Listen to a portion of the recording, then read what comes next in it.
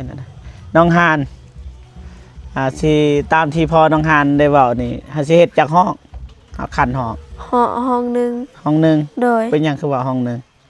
บ่ฮู้คือกันพอมักห้องนึงบ่ก็ห้องนึงกับแม่กับพ่อกับน้องชายน้องสินอนอยู่ไสเพิ่นบ่ฮู้คือกันกังแพะเอาโดยแบบใดก็ได้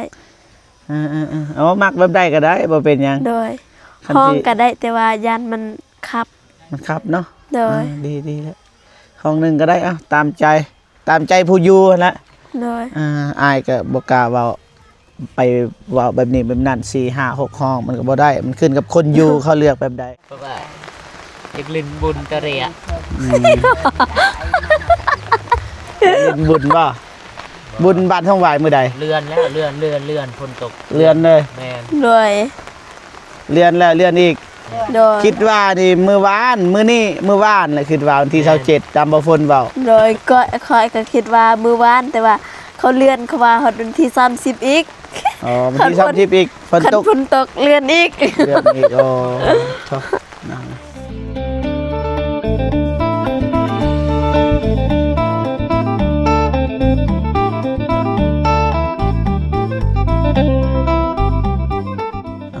กับทักทายสบายดีและสวัสดีพ่อแม่พี่น้องเบิดสุขคนน้องเนาะ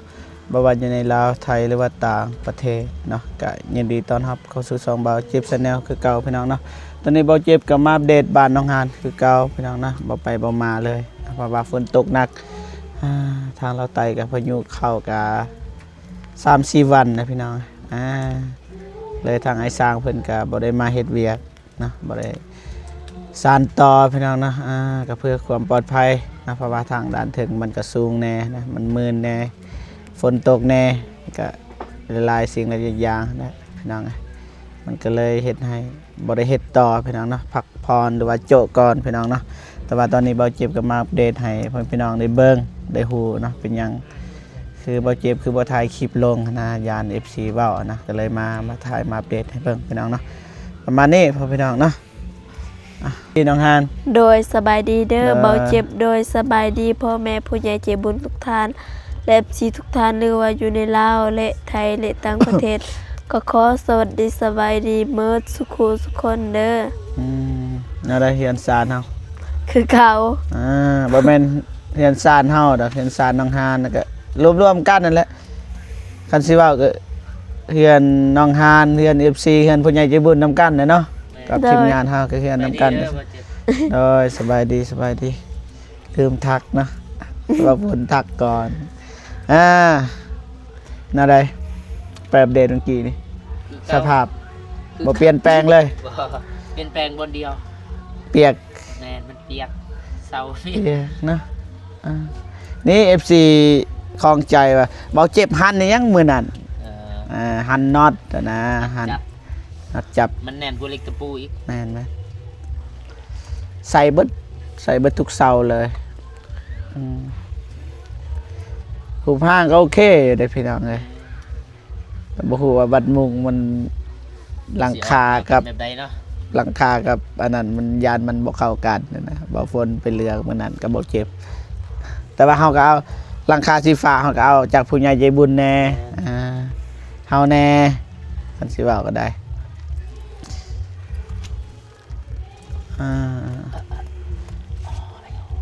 ไปน้องฮานพาไปชมไปเบิ่งนะครอบครัวไปใส่เบิดพ่อแม่ยังอยู่เพื่อนเบิดเนาะโดยเพราะว่าบ่ได้ไปใส่เพราะว่าฝนตกแต่ละมือฝนตกบ่เซาเบิ่งด้วยตาเปล่านี่บ้าท่านบ่งามนี่เบิดแต่ซับนี่นะความงามอย่างเอ้ยถ้าบิดก็รู้สึกว่าคิดว่าสิบ่งามมันเบิ่งไปเบิ่งมาว่าเทนแบบนี้ก็รู้สึกว่างามทรงบันทุงวายคือเก่าทางนี้ก็เสกออกนะสิเฮ็ดโซนนั้นก็เฮ็ดบ่นอนแต่ว่านี่ดินเขาเจ้าบ่ให้น้ำมันตกใส่ดินเขาก็เลยยับเข้าไปอีกมันก็น้อยบัดนี้พี่น้องนี่ก็ทางนี้ก็สิเฮ็ดป้องอีกเห็นนะน้องฮานสิตามที่พ่อน้องฮานได้เว้านี่สิเฮ็ดจากห้อง เอาคันห้อง ห้องหนึง ห้องหนึง โดย เป็นหยังคือว่าห้องหนึง บ่ฮู้คือกัน อ่าพอมักห้องหนึงบ่ ก็ห้องหนึงกับแม่กับพ่อกับน้อง บัด ชาย น้องสินอนอยู่ไสเพิ่น บ่ฮู้คือกัน กังแพะเอา โดย แบบใด ไปกั ก็ น ได้ เอามักแบบใดก็ได้บ่เป็นหยัง โดย คัน ห้อง ที่ ก็ได้แต่ว่ายันมันคับ มันครับเนาะ โดย ดีแล้วห้องหนึงก็ได้ตามใจผู้อยู่นั่นแหละ โดย อายก็บ่กล้าเว้าไปเว้าแบบนี้แบบนั้น4 5 6ห้องมันก็บ่ได้มันขึ้นกับคนอยู่ เขาเลือกแบบใดนะเพราะว่าเฮาเฮ็ดเฮาก็อยากให้อันนั้นนะพี่น้องนี่ทางนี้ก็เสกออกหน่อยหนึงนี่เสกออกหน่อยหนึงให้มันงามพี่น้องนะไม้แปดนี่โอ้มันสิบูดมันสิเน่าแล้วบัดนี้พี่น้องเอ้ยแสดงว่า1ห้องเนาะ โดย โอ อยู่ เค นี่ โอเคบ่เป็นหยังทางนั้นบ่ บ่โดย อ๋อได้ตามใจเขาถามว่างามหรือบ่เจ็บก็บ่จักสิตอบแต่ว่าเฮาเฮ็ดเฮาเฮ็ดเอาใจคนอยู่ว่าซั่นซะคนอยู่มักแบบใดเฮาก็เฮ็ดแบบนั้นไม่แปลนเฮ็ดไม่ปันลมเปียกเบิดพี่น้องเอ้ยมันจะเมียนโอ้ทางนี้เรียบร้อยแล้ว โดย ปัดโทมัดเมียนเรียบร้อยพี่น้องเอ้ยสะอาดยังแต่ว่ายามฝนมันบ่อยากสะอาดปานใดเลยพี่น้อง โดย เพราะว่ามันเปียกมันซึมตลอดสบายดีเด้อสบายดีพอเท่าอยู่นี่ไปใส่ไปหรือเปล่านอนอยู่ไหนนอนแล้วฝนตกขึ้นอะไรฝนตกไม่มีใครไปแล้วมีแต่ทีมงานเฮานี่แหละไป นี่สีขาวนี่บึได้ พี่น้อง ไปได้ นี่แต่ว่าคันบ่มีน้ำมัน เราได้ไป พอมาวนเติมเมื่อวานเนาะนี่ขี่ซื้อยามได้แบบน้ำมันเบิดเฮาสิเมื่อจอด จดไว้ พอไปอีกเติมอีกว่าตลกดิพี่น้องเอ้ยกับรถนี่ก็ได้ถามมาสบายแม่นสบาย ได้เฮาคูเตอร์ ผู้เติมมันบ่สบายดีแล้วพอบ่ด่า คูเตอร์มันไปเทื่อเดียวจอด แม่นเท่านี้ไป 4-5 ครั้งจะน้อยก็ออกอีกคักเดินซานคักและบาดนี่ อ้ายเพิ่นว่ามื้อใดเราสิมาเฮ็ดโอ้บ่ส่งเราบ่ถามดอก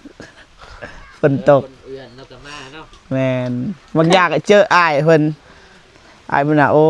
ยตัวเองก็บ่อยากพักนั่นแหละ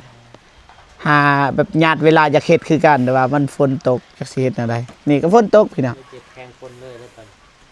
ธรรมดาฝนบ่แห้งบันไดจังได๋ก็หลบฝนคือเก่า ไปดีอากาศไม่เท่า ไม่เท่า โอ้บัด สบายดี ได้เด้อ สบายดีเด้อ มาจะใช่ โดย เรียกอยู่เนาะ มีเวียกบ่ แม่น โดย ก็เดียว แม่เท่ามาแล้วแม่เท่าพูดย่างต้องต่อยจังได๋ก็ล้ม แม่น้องสลี สบายดีเด้อมาแต่ไสโอ้ฝนนะนี่ไปเฮ็ดยังอยู่ฮะ กินส้ม คือเห็นมีงานอีหยังอยู่ฮะ มีงานแต่ว่าเล่น โดยฝนตกเนาะไปใส่บ่ได้ โดยสบายดีบางคนสบายดีบางเจ็บสบาย โด ดี ย ผู้ใหญ่ใจบุญสบายดีFC ทุกท่านหรือว่าในลาวและไทยและต่างประเทศก็ขอสวัสดีสบายดีเด้อเบิดสุขสุขคน โดยนี่แม่น้องแม่เอื้อยเพิ่น น้องสลีอยู่เฮือนบ่ จักไปเล่นน้ำหมูบ่ คือเก่าเนาะไปนะบ่อยู่เฮือนดอกเพราะว่าได้พักผ่อนนะยามฝนนั่นนี่แหละหาโอกาสได้เลาะแน่ อยู่เพื่อนก็เมื่อยบ่ได้เฮ็ดหยัง แม่น เมื่ เล อย อยู่เมื่อยนอนแหละเนาะ เมื่อยนอนนะฝนตก3วันเลยไป แข่งคนซะน้องฮาน โอเคประมาณนี้พ่อแม่พี่น้องเนาะบ่ได้เฮ็ดต่อแล้วบัดนี้มันบ่ไปบ่มาเริ่มหนักแล้วพี่น้องนี่น้องห่านอยู่นอก ไกลนั่นดีฝนเบิดพี่น้องนะบ่อำนวยความสะดวกอีหลีฝนฟ้าอากาศนี่ก็ได้นะพายุเข้าแต่ก็ดีทางนี้นี่ฮอดวันที่หยังบ่ฝน จังหวะแล้วมัน ตามจะเบิ่งในโทรศัพท์นะ เฮาบ่แม่นหน่วยอุตุ บ่แม่นเบิ่งมาในโทรศัพท์ บ่เจ็บเลยเบิ่งว่าเบิ่งแม่นอยู่บ่ บ่แม่นแต่ว่ามื้อนั้นนี่แดดออกนะแต่ว่ามันไปเตือนในโทรศัพท์ แจ้งเลย ฝนตกพรุ่งนี้ฝนตกโอ้เอาคิดว่าบ่แม่น เฮา ติ ก็อุกแลในใจเห็นฝนตกนั่นน่ะโอ้ยามใดเด้เพราะว่าอยากเล่นบุญกะเรีย อืมเล่นบุญบ่บุญบ้านท่องหวายมื้อใด เลื่อนแล้วเลื่อนฝนตก เลื่อนเลย แม่น โดย เลื่อนแล้วเลื่อนอีก โดย คิดว่านี่มื้อวานมื้อนี้มื้อวานแหละคิดว่าวันที่27ตามบ่ฝนเว้า โดยก็คอยก็คิดว่ามือวานแต่ว่าเขาเลื่อนเขาว่าฮอดวันที่30อีก อ๋อวันที่30อีกฝน คัน ตก ฝนตกเลื่อนอีก เลื่อนอีกโอ้ชอบนะอดและสัตว์น้องหานเจ้าคิดว่าบัดบุญบานได้ขึ้นบานใหม่บ่ได้ขึ้นเนาะ บ่แล้วดอกนั่น เล่ นี่ นสลองเล็กๆน้อยๆเนาะ แม่นฉลองเลยเฮาได้กินฟรีเลยยังบ่ได้ซื้อเบียร์ซื้อเหล้าพี่น้อง ตกเนาะพี่น้องเพิ่นมาห้ามฝ่าห้ามคนหัดกันห้ามบ่ได้นี่แหละเขาสิห้ามบ่ได้ แม่นห้ามฝนบ่ให้ตกจังใดมันก็บ่ได้ห้ามใจบ่ให้ขึ้นฮอดมันก็บ่ได้ อันนี้บ่แม่นแล้วเพลงเลย กินหยังเอื้อ เบิ่นบ่เจ็บนะบ่ กินพัก เกินพัก อีหยังมาให้เบิ่งนี่อาหารหลักของน้องหาน มองข้ามเลย นี่ ผักกาด ผักกาดกับ ซีนไก่ ซีน ก็ สิ้น กระดูกหมูอาหารหลักบ่น้องหาน ย่างไป มักบ่แบบนี้มักบ่ มัก มักแห้ง โดย ตัวอย่างมาให้เลือกนี่ของกินที่แซ่บที่สุดนี่คือหยังสำหรับน้องหาน ไก่ ไก่ โดย ได้ไก่ไก่ นี่จัดการ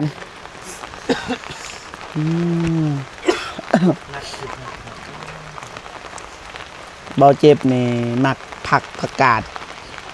มักสุดเลยสำหรับของกินนะมักผักกาดมักสุดน้องเดิมมักผักกาดคือกัน ในห้องก็มักผักกาดคือกัน บ่เจ็บมักยังบ่ มักกินผักกาด โอ้น้องเดิมก็มักผักกาดอยู่ มือนั่นบ่ผมถามเลยว่ามัก น่าได้ไปเท่าว่าไหมบ้าง ก็เป็นมัก ก็ เดี๋ยวได้มาเป็นหมัก น้องเดิมมักยังก่อน นังเดิมมักทำประกาศเราเจ็บ หมัก เดิมเจ็บตรงกันเห็นว่าสั้น ตรงกันแมนเขาหมักผักกาด ๆแต่ว่าเนื้ออื่นก็บ่ลงลึกนะใช่ป่ะ หมักผักกาดคือกันพี่น้องไง ย่างไปใส่บ่ได้สิย่างออกตัวนี้ก็บ่ได้เปียกโทรศัพ เปีย ท์ ก เปียก แต่น้องฮานั่นแหละอยู่ได้ เรียนอาจ แต่เข้าไปอยุ่นในเลยพี่น้องเลยนี่ถ่ายรูปไว้ทีละลึกพี่น้องนะถ่ายรูปรถไว้ ไปอยู่เพื่อนน้องก็ได้ ไปบ่ฝน ไป เบิด เบิดแล้วตกลงคิดยังไง ได้แล้ว ฝนตกนะพี่น้องเนาะ เพื่อนบ่หัวป่ะเพื่อนน้องฮานฝนสำนีบ่เป็นหยังแต่ว่า บ่บางจุดก็หัวบางจุดบ่หัว อ๋อขณะสิอยู่บ้านใหม่บ่หัวดอกคันหัวก็สิไปโทษสร้างเอาซื้อสังกะสีใหม่เด้ใหม่เบิดพี่น้องเจ้านี่ดีอยู่เฮือนพ่อเฒ่าพี่น้องเอ้ยดำปึ๊บบ่เห็นหยังเลยท้องฟ้า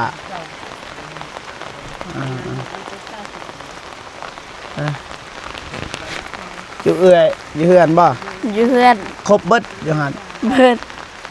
ครบเบิดบ่ได้ไปไสพี่น้องบ่ว่าไผนะเบิดบ้านบ่มีไผไปดอกคันคนไปมีแต่ว่า1ก็คือไปเบิ่งสวน งัวควาย แม่นไปเบิ่งแล้วก็บ่ได้เฮ็ดหยังดอกไปเบิ่งซื่อไปจอบเบิ่งแบบนั้นโอ้แม่เฒ่ากินเลยเนาะกิน อยากกินก็กินเนาะไปสิห้ามห้ามก็ห้ามบ่ได้ ก็รัวกินแหง เราจะมาซื้อไข่ เอ้ยยัง เขา ซื้อยัง ก็ตัด ประกาศไผขายประกาศ ต้มประกาศ โอ้มื้อหน้าเด้อมื้อหน้าก็ได้ไปตลาดสิซื้อให้ โดย กับน้องหานเอาว่าส้มประกาศ เอา มื้อหน้าสิไปฝากให้กันได้ไปในเมืองน่ะบัตรนี่แหละบัตรไอ้สร้างเพิ่นมาเฮ็ดเวียกเด้อไม่เท่าบัตรเขามาเฮ็ดเวียกนี่ซื่อๆอย่าพานบเด้อบางทีบ่ได้ซื้อ บ่ได้ซื้อกันนบเอาบ่เป็นหยัง นบก่อนเนี่ยโอ้ย บ่ จะน้ เป็ อน ย หยั ว่าง การ จะได้ ยันลูกบุญตั้ง เอาเมื่อเอาเปียกเบิดเลยซ้ำซาฮอดเทือนนี่เปียกเบิดน้ำฝนเต็มถ้วย ยังน้ำยัง อืม มากินน้ำพล จะน้อยแม่เท่าไปถ่ายเลยบัดไปเฮ็ดเทือนนี่ไปถ่าเทือนตอนใดเด้จะได้กินส้มผัก เป็นแม่ลูกบ่ ลูกกันไหนไข่ลูกมัน ลูกเคยลูกไผ่ บ่แม่นลูกไผ่เอาอันนี้ลูกไผ่อ่าลูกชายนี่เอาเอื้อยคนนี้ลูกไผ่แม่นแล้วดีแล้วเสียคือกันพี่น้องเอ้ย หน้าตาก็คล้ายคือกันหน้าตาก็สวยสดงดงามพี่น้องนะแต่ตอนเป็นสาวนี่ผู้บ่าวเต็มอืม เต็มเพื่อน ชอบในสิทธิ์ ดีแล้วดีแล้ว ได้ไปอยู่เพื่อนน้อง ไป ขอบคุณสิพาไปเรียก ไปเวียกไปงานนะพี่น้องนะโอเคไม่ได้ว่าจูอายกับสิกลับก่อนเด้อบัด โด นี้ ยขอบใจหลายๆเด้อเดินทางปลอดภัยใครไปใครมาเด้อ ได้จับก่อนไม่เท่า กลับกันเด้อเด้อ เสื้อคู่ว่าคือกัน กัน ไม่เท่ากับไอ้หยัง ลูกไผ่ แม่ย่ากับลูกไผ่นะ ไม่ยาไปวันนี้บ่ฝนกลับก่อนน้องฮัน เด้อบ๊ายบาย ได้นะ คิดว่ามื้อหน้าพอกันอีก นะพอกันพี่น้องเอ้ยไปกลับฝนตกพี่น้องโอเคพี่น้องเนาะทางทีมงานเฮาก็เดินทางต่อพี่น้องเนาะตอนนี้บ่ฝนก็สิออกไปในเมืองไปทำธุระพี่น้องเนาะก็เลยไปอาสาไปส่งบ่เจ็บนำเลยพี่น้องเนาะนี่เดินทางไปฝนตกก็ไปได้รถใหญ่แต่บ่มีน้ำมันนี่ไปบ่ได้พี่น้องนะโอเคพอเว็บกาสิจบคลิปก่อนเนาะอย่างใดก็ขอบคุณกับคุณผู้ใหญ่ใจดีซีทุกท่านที่เข้ามาให้กำลังใจเบาเจ็บแล้วก็ทีมงานตลอดมานะเบิ่งคลิปเบาเจ็บตั้งแต่ต้นจนจบแล้วก็บ่ข้ามโฆษณาเนาะอย่างใดก็ขออวยพรในไส้ให้แก่พ่อพี่น้องหรือว่า FC ทุกท่านนะจงมีแต่ความสุขสุขภาพแข็งแรงขออายุมันคนยืนนะความเจ็บบ่ให้ได้ความขายบ่ให้มีปรารถนาสิ่งใดขอให้ได้สิ่งนั้นหักแพงเปิดสู่ทุกคนเนาะโอเคพ่อพี่น้องเบาเจ็บก็ขออนุญาตจบคลิปก่อนพอกันคลิปหน้าสำหรับคลิปนี้ขอกล่าวคำว่าสบายดีเด้อพ่อแม่พี่น้องเปิดสู่ทุกคนพี่น้องนะพอโตเดินทางไปก่อนพี่น้องนะไปไปต่อมันจะโค้งพี่น้องเส้นทางโค้งไปนี่โค้งไปนั่น กดเขียวเนาะหมอกเลยแต่ว่าในกล่องคือบัวปันไดเนาะ บปันเห็นอยู่ทางหน้าพูนไกลๆอยู่นิดนึง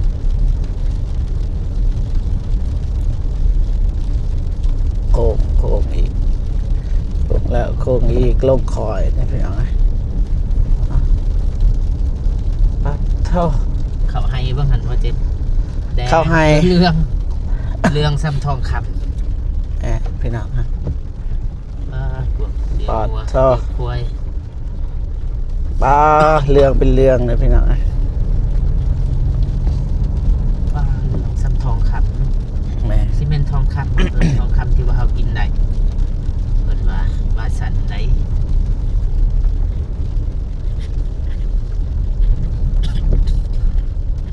เบิ่งเอาเส้นทางพี่น้องสิถามว่าใกล้ว่ามันบ่ใกล้แต่ว่ามันคดนะเอาโอ้โห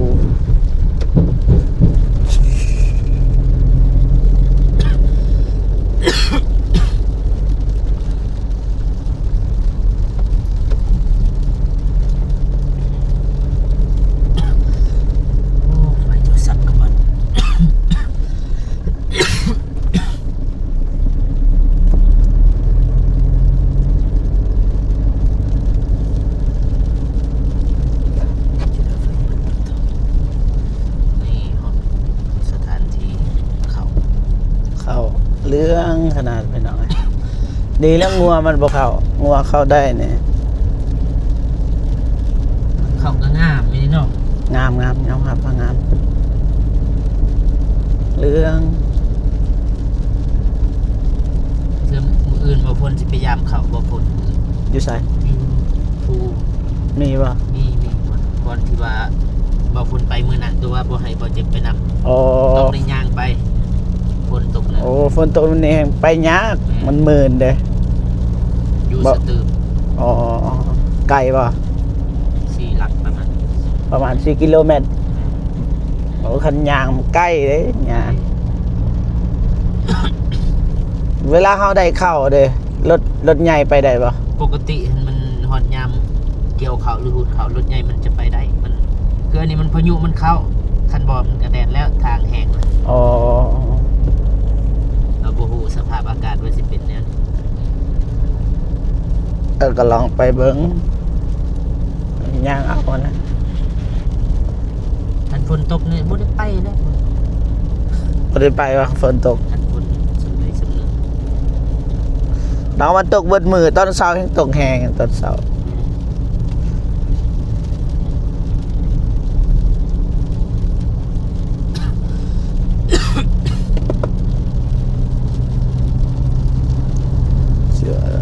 เส้นทาง สิฮอดบ้านน้ำซาแล้ว ฮอดแล้ววะ สิทายฮอดเพื่อนบ่เจ็บบ่จังนั้น บ้ามันไกลสิว่าไกลก็บ่ไกลมันสิยาวนะ FC บ่อยากเบิ่งนะมันยาวเกินไปโอเคพี่น้องเนาะบ่เจ็บก็สิจบคลิปก่อนพี่น้องเนาะพอๆกันคลิปหน้าเด้อไปบ๊ายบายพี่น้องนะ